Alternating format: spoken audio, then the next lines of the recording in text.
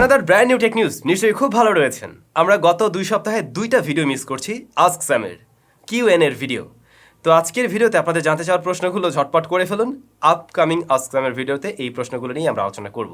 হয়তো রবিবার এই ভিডিওটা পেয়ে যাবেন, বাট আজকে থেকে প্রশ্ন করা শুরু করে দিন এই ভিডিওতেই। এলজি ব্র্যান্ডের কথা কি আপনাদের মনে আছে? যাদের স্মার্টফোন একসময় বেশ জনপ্রিয় ছিল। ইভেন বাংলাদেশ মার্কেটে খোঁজাখুঁজি করলে এখনও হয়তো আপনি আনঅফিসিয়ালভাবে 2-1 পিস পেয়ে যাবেন, যেমন এলজি ভেলভেটের ফোন অ্যাভেলেবেল পাওয়া যায়। তো এই ব্র্যান্ডটা হঠাৎ করে কিন্তু স্মার্টফোন তৈরি করবে না বলে জানিয়ে দিয়েছে। একদম তারা টোটালি অফ করে দিয়েছে, স্মার্টফোন আর তারা তৈরি করতে চাচ্ছে না। সে যাই হোক না কেন, এলজি কিন্তু একটা স্মার্টফোন নিয়ে কাজ করছিল, যে স্মার্টফোনটা ফাইনালি তারা আর নিয়ে আসতে পারেনি। স্মার্টফোন তৈরি হয়ে গেছিল, প্যাকেজিং একদম প্যাকেট ট্যাকেট সব কিছু রেডি, বাট ফাইনালি তারা ওটা আর নিয়ে আসতে পারেনি। এইটা ছিল এলজির রোলেবল স্মার্টফোন। গত একদিন আগে একটা ইউটিউব চ্যানেলে আর কি এলজির এই স্মার্টফোনের আনবক্সিং এর একটা ভিডিও আসে, যেখানে আমরা দেখতে পাই একটি রোলেবল ডিভাইস। একদম বক্স কন্টেন্ট হিসেবে যা যা থাকার কথা তার সবকিছুই রয়েছে, যেমন চার্জার, কেবল আর স্মার্টফোন। এলজির এই রোলেবল ডিভাইসটা ওপর একটা আমরা যে ফোন পেয়েছিলাম অলমোস্ট ওরকম, ওই যে ওপর ফোনটা ছিল সাইডে এভাবে স্লাইড করলে ফোনটা আস্তে করে বড় হয়ে যেত। বাট এলজিটার ক্ষেত্রে বিষয়টা একটু অন্যরকম। জাস্ট ডিসপ্লের উপরে এইভাবে 3 আঙ্গুল দিয়ে যদি সোয়াইপ করা হয় তাহলেই ফোনটা আস্তে আস্তে বড় হয়ে যায়। মূলত ডিসপ্লেটা রোল হয়ে ভিতরের দিকে থাকে। তো রোল হয়ে যে বাকি অংশটা, এই অংশটা আবার এই রিয়ার প্যানেলে থাকতো, সেকেন্ডারি ডিসপ্লে হিসেবে কাজ করতো। আপনি মেইন ক্যামেরা দিয়েই তখন আবার সেলফি টেলফি কাজেও করতে পারবেন, এরকম বিষয় ছিল। তো ইন্টারেস্টিং জিনিস, কিন্তু ফাইনালি এলজি সেটা নিয়ে আসতে পারেনি। স্মার্টফোনটাতে 64 মেগাপিক্সেলের মেইন শুটার ছিল, তারপরে 12 মেগাপিক্সেলের আরও একটি শুটার, আর প্রসেসর হিসাবে কোয়ালকম স্ন্যাপড্রাগন 888 যুক্ত স্মার্টফোন যখন আসছিল, মনে হয় তারা ওই টাইমেই এটাকে লঞ্চ করার প্ল্যান করছিল, কিন্তু ইতিমধ্যে তারা তাদের কোম্পানিটাই টোটালি অফ করে দিল। এবারে ইভ্যালি সংবাদ। ইভ্যালি ফিরে আসছে এমনটাই আমরা শুনতে পেলাম। হয়তো আমার সাথে ভালো আপনারাই জানেন। মূলত ইভ্যালির যে মেইন মালিক তাদের হাতে হস্তান্তর করা হচ্ছে, এবং আরেকটা কোন পেজ থেকে নাকি থেকে যেন আমি দেখলাম যে আগামী মাসের 15 তারিখ থেকে নাকি তাদের কার্যক্রম আবার শুরু হবে। কে কে ইভ্যালি থেকে কেনাকাটা করে মানে টাকা পয়সা জমা দিয়েছেন বাট জিনিস পাননি, কমেন্ট করে জানাবেন। রিয়েলমি অনেকদিন যাবত দেশের মার্কেটে স্মার্টফোন লঞ্চ করছে না, বাট খুব শীঘ্রই তাদের নতুন একটা ডিভাইস আসবে এই মাসের শেষ দিকে বা আগামী মাসের একদম ফার্স্টে। রিয়েলমির বাজেট ফ্রেন্ডলি স্মার্টফোন, আর এই সিরিজটা হলো রিয়েলমি সি সিরিজ।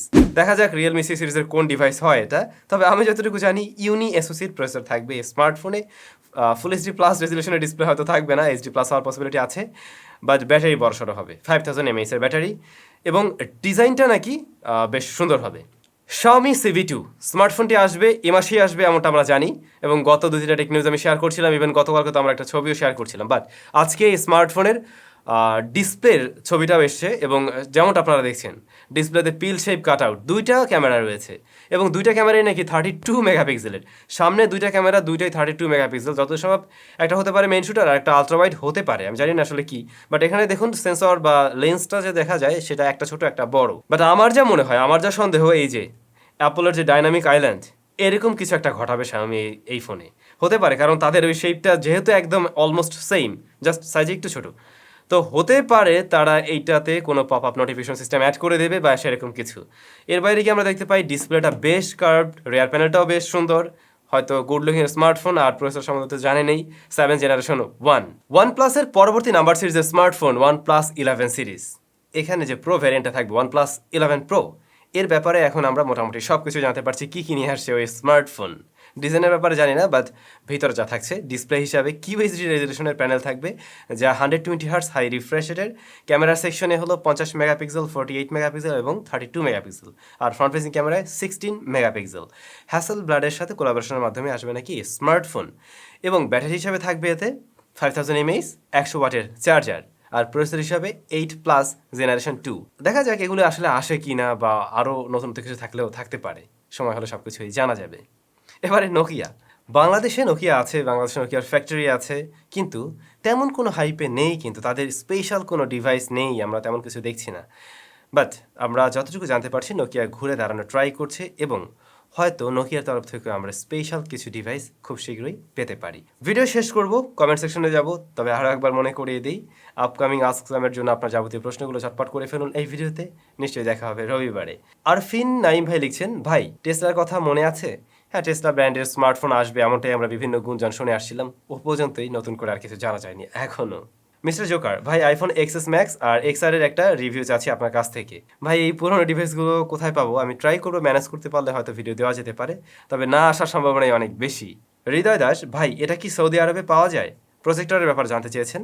হয়তো সৌদি আরব থেকে আপনি অ্যামাজনে খোঁজ করে দেখতে পারেন, পেয়ে যেতে পারেন।